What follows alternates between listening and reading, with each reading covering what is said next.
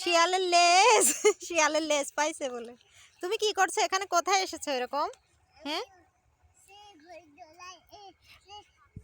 গোলতলায়? এটা তো বটতলা, তুমি গোলতলা বলছো কেন?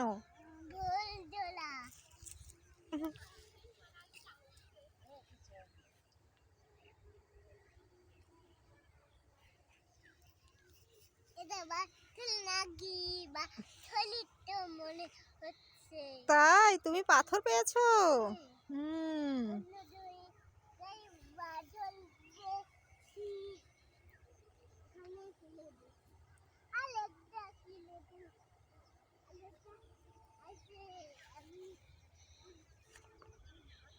দেখো, কোনো ভয় নাই, চলে যাচ্ছে।